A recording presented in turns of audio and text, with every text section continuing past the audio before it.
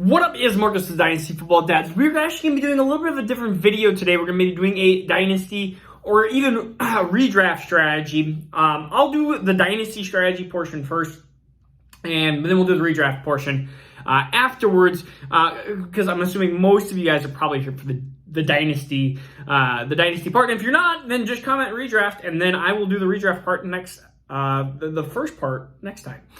So what we're going to be talking about is trades.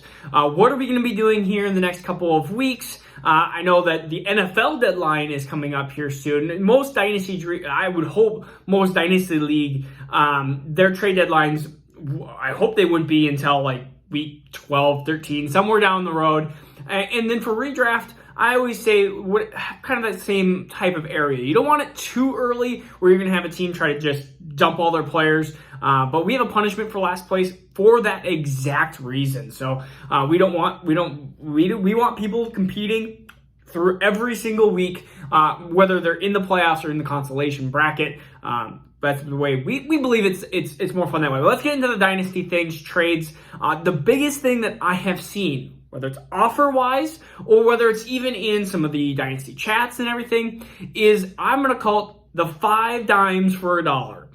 It is 5 pieces, sometimes it's 4, 6, whatever it might be, 5 pieces that are not great for a player that is actually has really good value. Let's just say Chris Godwin, for an example, or even a CeeDee Lamb or whatever it might be. People are offering 5 junk pieces for something that actually has a really good value. And be warned by this. See this and know that this is just junk.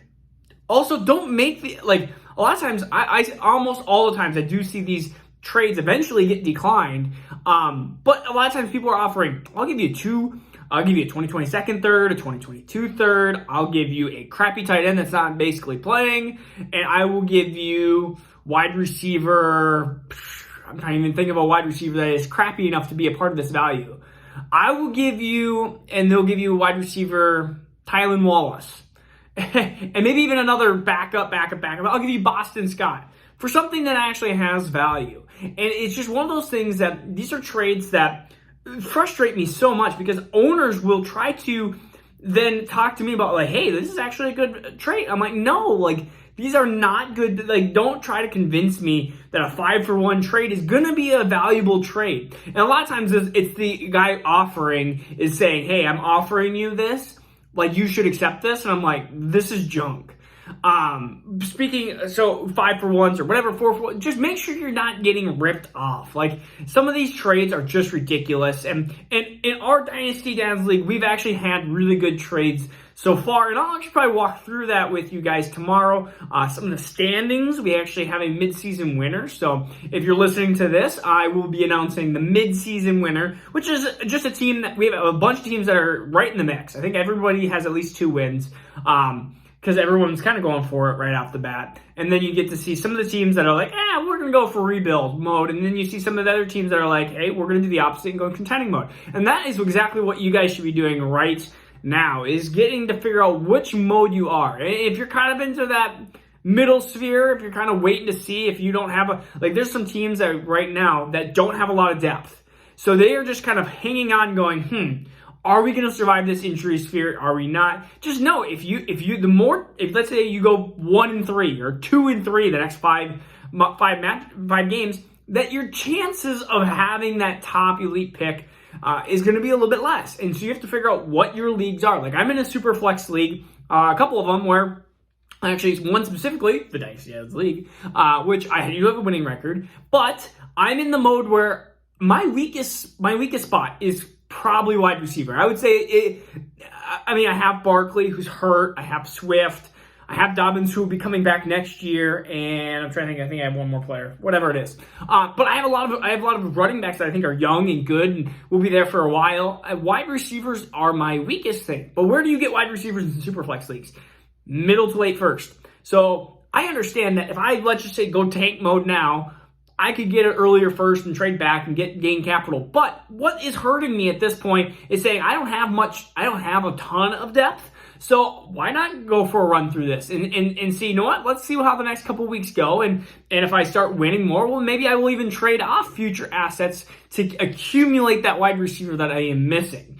And so, I mean, I have Allen Robinson, I have Chris Godwin, I mean, I have Jalen Waddle, I have some wide receivers, but I just don't have what I would consider an elite one, or if I do have Godwin, who's a borderline one, he's probably a wide receiver 2 at this point. And so I have wide receiver 2. Waddles can fit in wide receiver 3 territory. Maybe even Allen Robinson can get his crap together. Or actually, not get his crap together, get Justin Fields' crap together. I'm not going to spoil everything in the Dynasty Dads League, but that is just a strategy. The strategy is figure out where you are. You're in one of 3 categories right now. You are in tank mode, which means you are selling off as much as you possibly can. You don't even want to roster basically a team, if you're allowed to. And in some leagues, that's the case. You want to just sell off as much as you possibly can. In other modes, you are finding depth. You are in competing mode. You are trying to figure out what is your weakest link. How do I fix that weakest link and continue to win games of these bye weeks that are coming up? If you have survived the bye apocalypse, trying to figure out, okay, how can I position players to make sure that I am still winning or competing in every single game so I can get my best chances to win and get a better, whether it's seed in the playoffs, win the division, all sorts of different things. These are very integral parts of Dynasty and redraft. And redraft is different. You can't really buy and sell assets in the future. So, and then the third one is just trying to figure out, am I competing? Am I not? This is, of course, this is just the middle sphere, and this is the worst sphere to be a part of because you need to figure out, is my team young? If my team's young, maybe go for it. If your team's old, do you have 1 year left in you, or do you want to just sell off? So it's this middle gray sphere. It's the worst sphere. It's the purgatory, you could call it, of Dynasty. And I hate being a part of it. I would say it's from teams probably 4 to 8. 4, 5, 6, 7, 8. That's probably the teams. If you're not in super competing mode or super tank mode, you're kind of right in the middle. And so you need to figure out very, very soon here in the next week or two, hopefully, what you need to do. And if you don't own your own first, then you kind of already know what that plan is. But there is a league where I have a team that has underperformed, and I don't have my own first. And I've tried everything in my possible way to get my own first so I can just tank and throw it away. But I can't. So I got to go all in. I got to sell assets, and I'm going in, and I'm going for it. Got to go for it. Because I mean, I have a decent team. I just don't have depth. So now we're gonna go find some depth.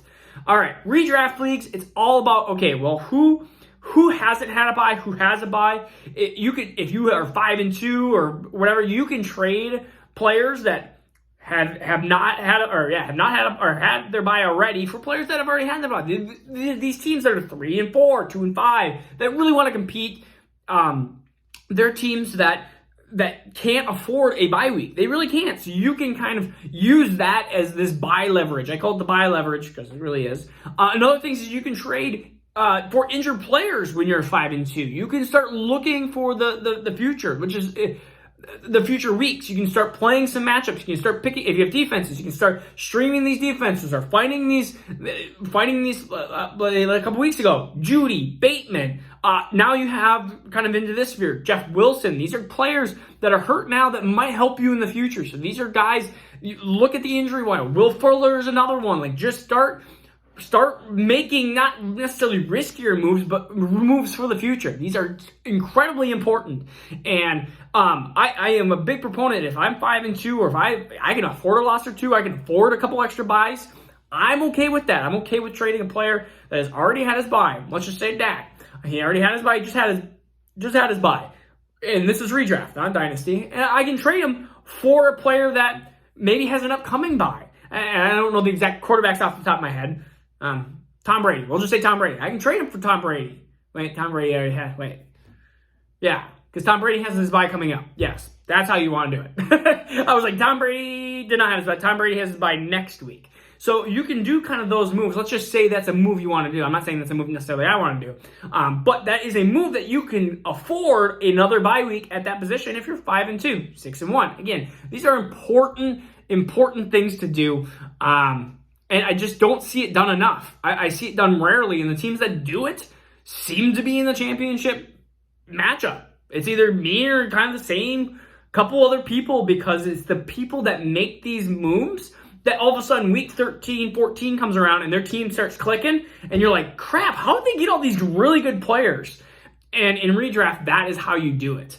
And I love redraft. I love Dynasty. I love fantasy football, honestly. I think I have a problem. I think a lot of us that are probably watching this have a problem as well. So, again, this is Marcus Dynasty Football Dads. Peace out. Let me know put some trades down below. All right? See you tomorrow. Now turn